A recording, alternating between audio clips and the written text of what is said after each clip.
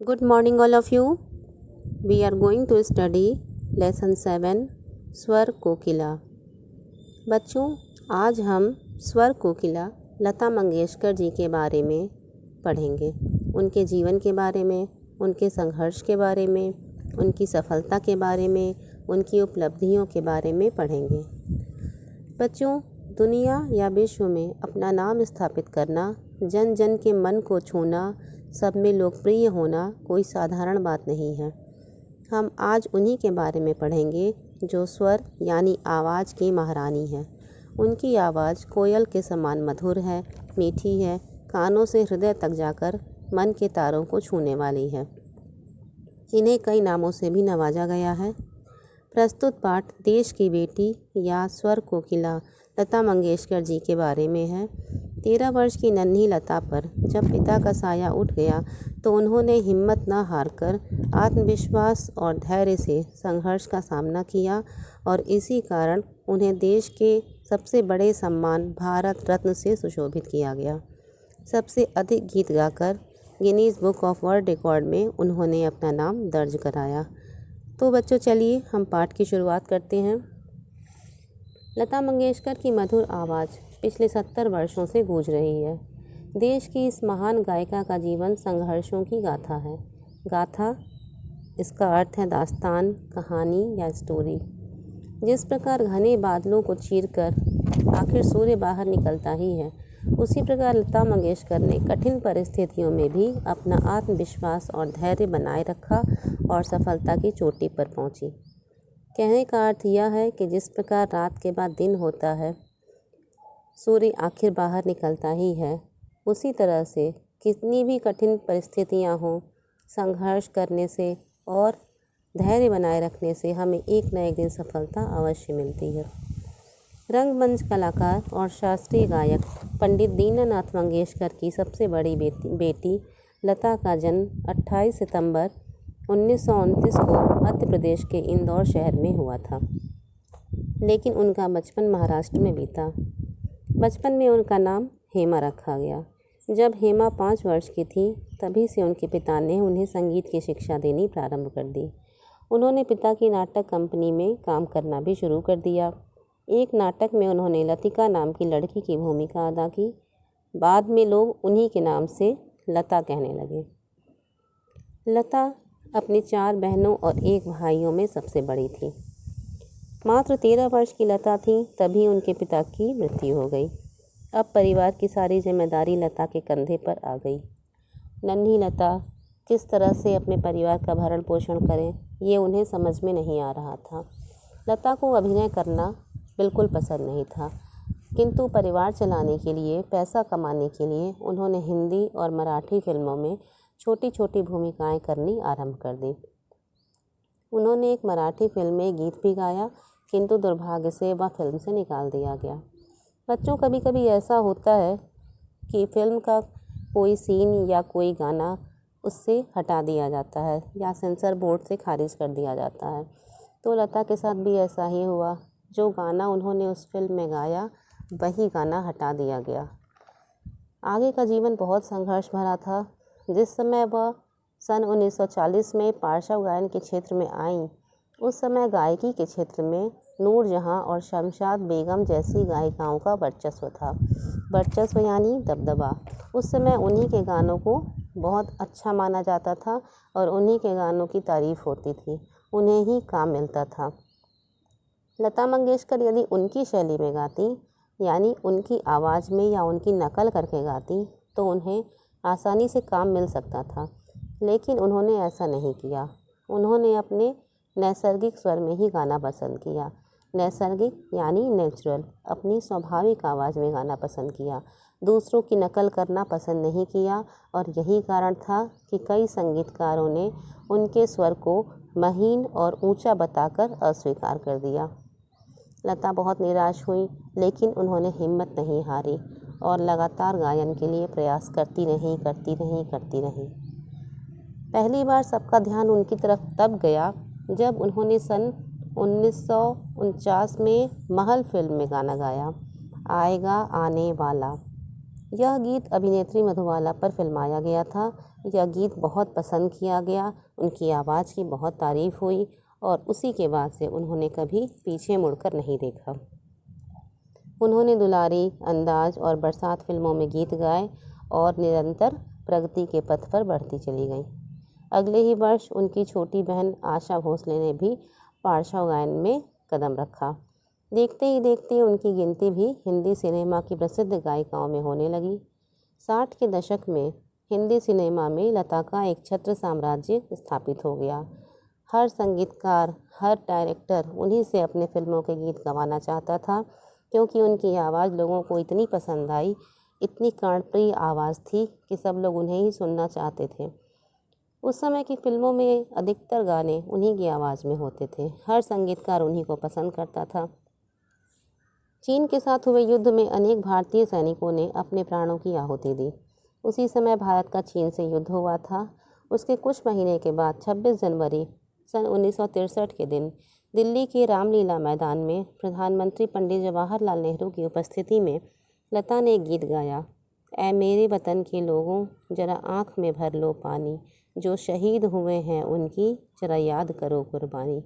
लता का स्वर इतना भावुक था कि भारत के प्रधानमंत्री की आंखों में भी आंसू छलछला उठे। आज भी इस गीत को देशभक्ति के महान गीतों में गाया जाता है और 26 जनवरी, 15 अगस्त के समय ये गाना ज़रूर होता है। लता मंगेशकर ने देश की हर भाषा में कुल मिलाकर 50,000 से ज़्यादा गीत गाए। सबसे अधिक गीत गाने के लिए उनका नाम Guinness book of world record में शामिल किया गया। Guinness book of world record, जो दुनिया में सबसे अधिक बिकने वाली पुस्तक है और प्रति वर्ष प्रकाशित की जाती है, इसमें पूरे संसार के कीर्तिमानों का संग्रह होता है। लता जी ने अपना नाम इसमें शामिल करवाया। आज इतनी आयु में भी लता उतनी ही मधुर आवाज़ में गाती हैं जितना वो आरंभ में गाती थी। आज की नवीनतम अभिनेत्रियों पर भी उनका स्वर इतना सहज लगता है कि पता ही नहीं चलता कोई बुजुर्ग महिला गा रही है। लता ने भजन, गज़ल सभी तरह के गीत गाए हैं। संगीत की सेवा के लिए सन 2001 में लता को देश का सबसे बड़ा सम्मान भारत रत्न सम्मान दिया गया, जो भारत के राष्ट्रपति द्वारा दिया जाता है और देश की सेवा के लिए दिया गया सबसे बड़ा नागरिक सम्मान होता है। मध्य प्रदेश सरकार ने तो उन्हीं के नाम पर लता मंगेशकर पुरस्कार भी प्रारंभ कर दिया। इतनी महान गायिका होने के बाद भी लता मंगेशकर बहुत ही विनम्र हैं।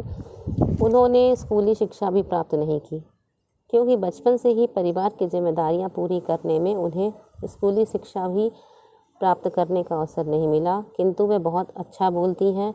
लता जी खाना पकाने की भी शौकीन हैं। नए नए व्यंजन बनाना उन्हें बहुत अच्छा लगता है।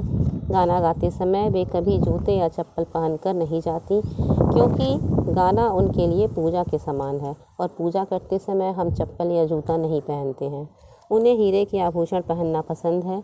भारत की स्वर कोकिला को ईश्वर दीर्घायु बनाए रखें। तो बच्चों, इस पाठ से अंत में हमें यही सीख मिलती है कि सच्ची लगन और कड़ी मेहनत हमें अपने लक्ष्य तक अवश्य पहुंचाती है। इसीलिए कहा भी गया है कि हर मुश्किल का हल होता है, आज नहीं तो कल होता है। चलिए, सबसे पहले हम इस पाठ में आए कठिन शब्दों पर चर्चा करते हैं। पहला, आत्मविश्वास। आत्म आधा त म विश्वास, आत्मविश्वास। दूसरा शब्द है संघर्ष। स पर बिंदी, घ और श पर रेफ। तीसरा शब्द है धैर्य। ध पर ए की मात्रा, य ऊपर रेफ। पार्श्व गायन।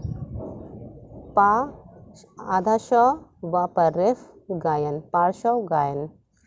वर्चस्व। व च पर रेफ आधा स व वर्चस्व। अगला शब्द है नैसर्गिक।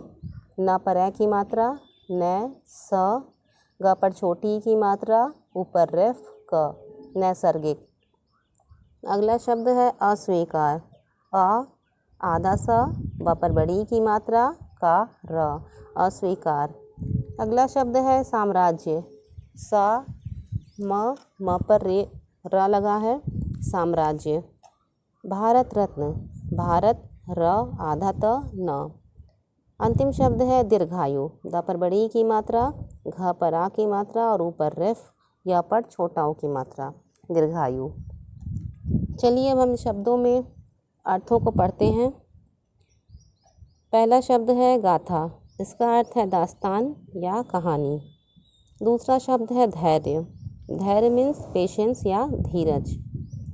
अगला शब्द है शास्त्रीय गायक, शास्त्रीय गायक यानी संगीत विद्या के अनुसार गाना गाने वाला, क्लासिकल सिंगर। पार्श्व गायन यानी फिल्मों में गाना, प्लेबैक सिंगर। वर्चस्व यानी कि दबदबा, नैसर्गिक यानी नेचुरल, स्वाभाविक। अस्वीकार, इसका अर्थ है मना कर देना, रिजेक्ट कर देना। दशक, इसका अर्थ है 10 वर्ष का समय। आगे का शब्द है एक छत्र साम्राज्य, इसका अर्थ है पूरा अधिकार। सहज, इसका अर्थ है सामान्य। आभूषण, इसका अर्थ है जेवर। और अंतिम शब्द है दीर्घायु, लंबी उम्र वाला। तो चलिए बच्चों, अब इस पाठ में आए हम प्रश्न उत्तरों पर चर्चा करते हैं। सबसे पहला प्रश्न है, लता मंगेशकर का जन्म कब और कहाँ हुआ था? इसका उत्तर है, लता मंगेशकर का जन्म 28 सितंबर 1929 को मध्य प्रदेश के इंदौर शहर में हुआ था। दूसरा प्रश्न है, लता मंगेशकर के पिता क्या काम करते थे? लता मंगेशकर के पिता रंगमंच कलाकार और शास्त्रीय गायक थे। तीसरा है, प्रारंभ में संगीतकारों ने लता का गायन अस्वीकार क्यों कर दिया? इसका उत्तर है कि प्रारंभ में संगीतकारों ने लता के स्वर को महीन और ऊंचा बताकर अस्वीकार कर दिया। चौथा प्रश्न है, लता मंगेशकर का नाम Guinness book of world record में क्यों शामिल हुआ? इसका उत्तर है, सबसे अधिक गाना गाने के लिए उनका नाम Guinness book of world record में शामिल किया गया। पांचवा प्रश्न है, भारत के किस प्रदेश ने लता मंगेशकर पुरस्कार प्रारंभ किया? इसका उत्तर है, मध्य प्रदेश की सरकार ने लता मंगेशकर पुरस्कार प्रारंभ किया। आगे कुछ बहुविकल्पीय प्रश्न हैं। पहला, लता मंगेशकर के बचपन का क्या नाम था? आशा, हेमा या मीना? सही उत्तर है हेमा। दूसरा प्रश्न है, पिता की मृत्यु के समय लता मंगेशकर की आयु कितनी थी? 10 वर्ष, 12 वर्ष या 13 वर्ष? सही उत्तर है 13 वर्ष। आगे दिए गए हैं रिक्त स्थानों की पूर्ति करिए। लता मंगेशकर का जन्म इंदौर शहर में हुआ था। लता मंगेशकर को अभिनय करना पसंद नहीं था। लता मंगेशकर को हीरे के आभूषण पहनना पसंद है। सन 2001 में लता को भारत रत्न पुरस्कार दिया गया। आगे दिए गए हैं निम्नलिखित वाक्यांशों के लिए एक शब्द लिखना है। पहला, जो महिला गाना गाती है, गायिका। दूसरा, जो संगीत की रचना करता है, संगीतकार। तीसरा, 10 वर्षों की अवधि, दशक। चौथा, लंबी उम्र वाला, दीर्घायु। पांचवा, गाना गाने की कला, पार्श्व गायन। आगे दिए गए हैं निम्नलिखित शब्दों का प्रयोग करके वाक्य बनाइए। पहला, भूमिका।